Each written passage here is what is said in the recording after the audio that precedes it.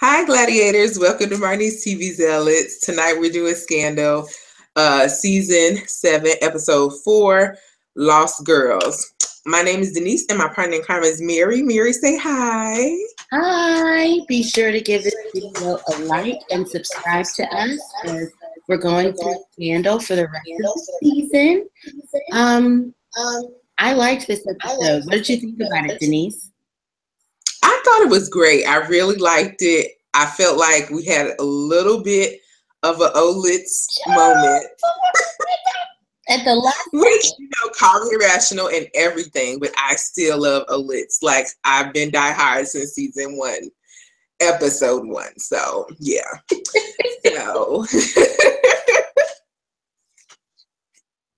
I mean, I just love him so much. So, Miri, why don't you start us off?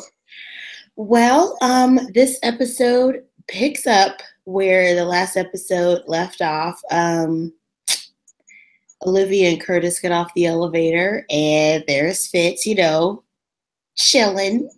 And Curtis is like, you know what? I'm going to go. And she's like, where you going, Curtis? Come on, Curtis, what you took it to? But he leaves. So, Olivia's like, why are you here? And not, they're high, which I was really sad about because she had 2 chances to say it. She didn't say it. Anyway, I'm okay. But he brings up the Lost Girls of DC, and he's like, I'm back. I'm in Washington. I'm ready to take on, these things that I want to do, and I need your help. I need a press release. I need, Melly to say something like, we really need to get this out because no one cares about these girls.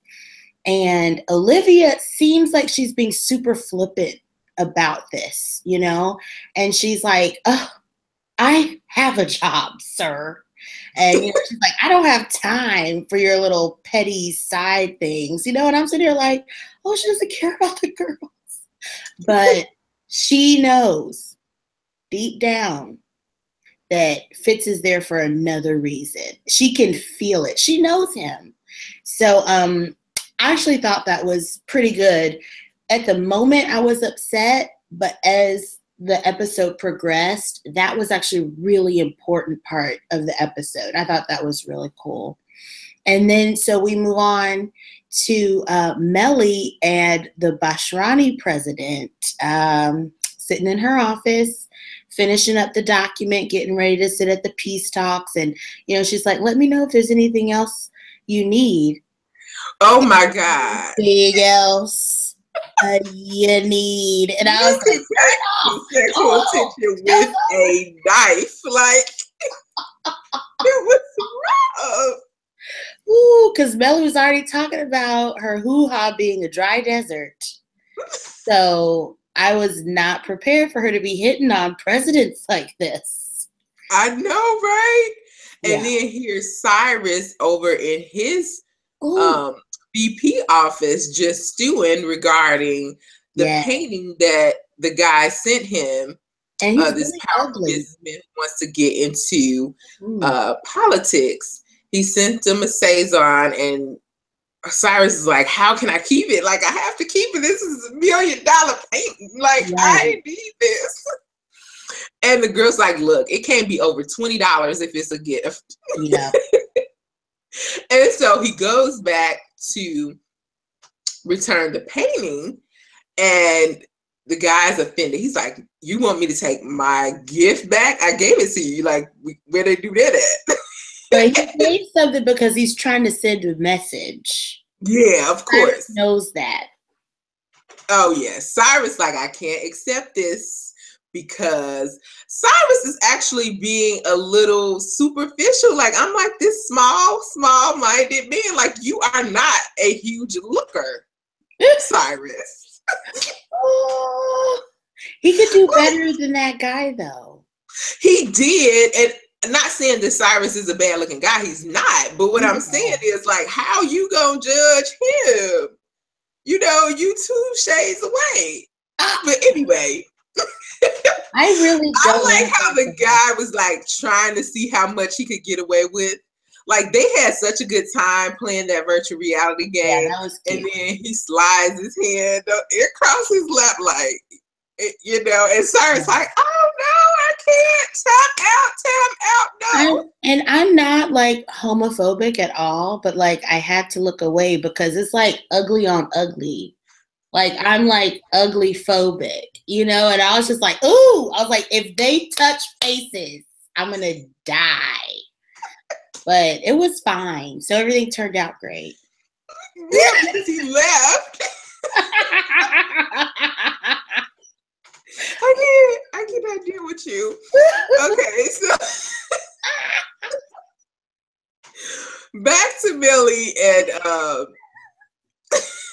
no, I'm sorry. Then we go to OPA, or it's not OPA anymore.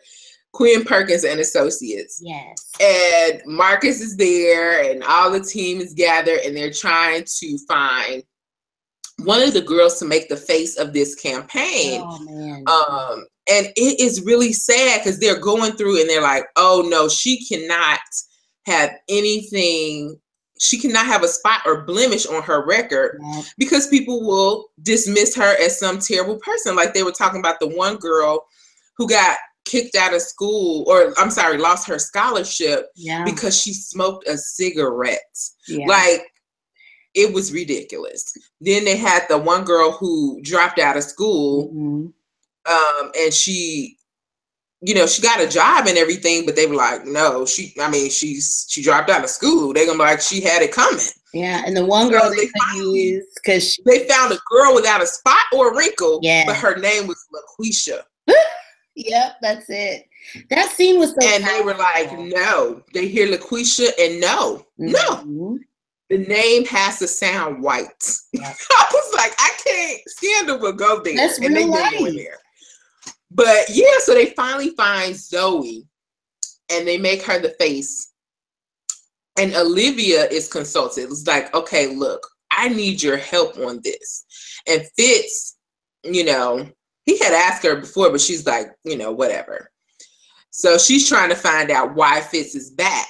Yes. And, you know, determine what it really is. So she stops over just to help out, you know, pop in, of course. Oh. And she helps. She gets them a face, which is the mother of Zoe. But then at the elevator, Fitz walk in and Liv is sitting there. And I'm like, they in the same space. And they're not arguing. And he's like, you know, we should really get together sometime. She's like, oh yeah, is that a thing?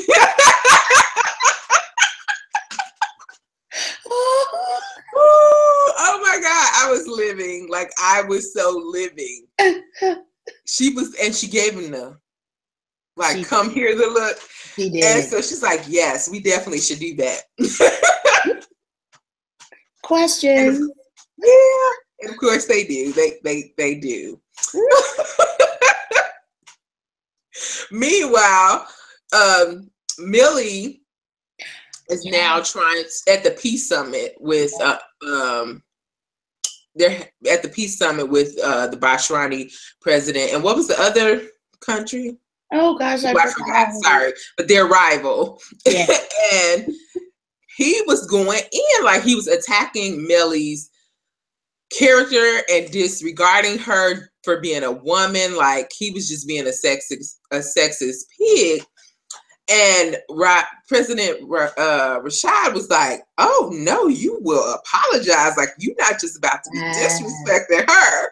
And that was good. I mean, it was so good, but it was like at the same time he's undermining her authority. True. So it's like he needs to simmer down because she doesn't need anybody to step up for her because she's a president in her own right. Like, I mean, obviously I'm taking my prejudice out of it because I don't think Millie deserved the presidency, but she is that. So she deserves to be respected as such. And so he's like, okay, so they have, you know, they take a break to regroup. And Liv comes in and confronts her like, what's going on? You know, he has a right. He has some valid concerns. He feels like, you know, you threw a state dinner for President Rashad and y'all been having secret backroom chats. And he, he feels like y'all have some secrets going on. And basically she says she does too. Yeah. She's like, I see it. I know what's going on, And so Melly is trying to skirt the issue. She's trying not to admit that she has feelings for him. Yes. But I mean, Liv calls her out and she's like, at what point can you keep denying it? Because y'all over here making googly eyes at each other. Non-stop, right? Yeah. So either way it goes, they have this break or whatever. So then Marcus shows up. He wants to see Melly. Right. And of course, Liv blocks it. But then she's asking about Fitz. Like, oh, how is Vermont? He's like, it's cold and white. It's just like, but how Fitz?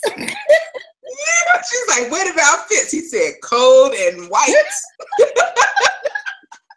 That was the best line of the night. Oh my God, I love that line so much. It was funny.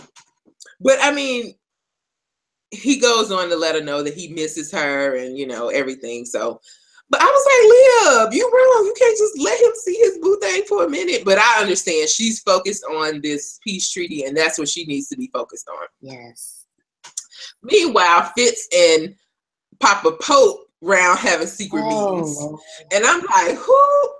What? Y'all gonna get caught. Yeah. So, Fitz is like, look, I'm trying to get her interested in the case or what have you. And Papa Pope is like, no, you're not doing your job. Your job is to make her fall in love with you. You're the cheese. And I'm like, oh my God, like Papa Pope is pimping out his daughter. Like, what level won't you stoop to for B613? Like, I think he loved B613 more than he loved himself and Liv. That's true. But Papa Pope always thinks like 2 or 3 moves ahead. He knows like if they crack this case, if they start finding the girls, Olivia will go back to work. Like, it's got to be Fitz to get her away. And just like when she was, talking to her dad, talking to Melly, it's like, if you're going to be in charge, you have to be alone. You don't have time for sentiment. You don't have time for love. And I think that was kind of one of the themes running through this episode, which is kind of depressing, but I don't know. And then Jake tattled on them when he found out about what he told Olivia. I was like, okay. He was like, yeah, Fitz was good. Fitz did everything you said. He stayed in Vermont. He didn't bother you. He wasn't in your business. He wasn't doing anything. He was just being a good Fitz. But it was that snake Papa Pope. Yeah. Never fails. So Liv has him in the interrogation room, and that's how the episode goes off. She's like, oh, you've been busy, haven't you? That was awesome. I don't know. I'm feeling like these episodes are getting better and better. Like, I'm enjoying this final season. Yes. Like, this episode has been better. But I also feel like if it's the last season, like, why they gotta go crazy on us? Like, why can't we just have some nice things? But I wonder if they just want to pull out all the stops and just like try stuff they haven't tried yet. And now it's the last season. They're just going to go all out. I feel like too many things are happening. Like, they threw in the Bashrani coup. And so now, like, he's not the president anymore. Like, everybody's running around going crazy. And Jake is like, we don't have any power in there. And Melly wants to start a war for her almost not boyfriend. And I'm just sitting here like, this is a lot. This is too many plot lines moving, but I will try to continue to trust Shonda. It'll all close out really nicely, hopefully. But this episode in particular was good. And the ending. The ending. Was I'm sure your favorite. Yes. It's great. I mean, I feel like you know, I'm not gonna even speak it because I really want it to happen so bad. Like I need my Olitz sailing off into the sunset at the end of this. Yeah. It'll happen. Or she'll kill him. I don't know what'll happen. I did like Melly's speech when she was talking to Cyrus. She was like, I realize now that I'm sitting in the seat how it feels. It feels how it feels to be powerful and to feel like you can sleep with anybody that you want. And she's like, it's happening to me, just like all those old men, you know, who's had this seat. But then when Liv talks to her at the end and she's like, oh, yes, you get to make this decision that you want to be with him and you want to save him, but I'm going to stay here to make sure you don't mess up like all of those men did. That's right. They didn't have somebody in their corner that's going to look out for you at every turn. So I really like that. Well, that was good. And it you know, reiterates that, you know, it's just us. It's me and you against the world. Like, it's true. Okay, guys. Well, if we missed anything, leave a comment below. If you're watching along with us and you enjoying the season or whatever, or you have a comment, you know, you just want to let us know that you love Olitz too. You know, we always here for somebody bonding with us. Let us know, guys. And until next week, thanks for watching. Have a great night. Bye.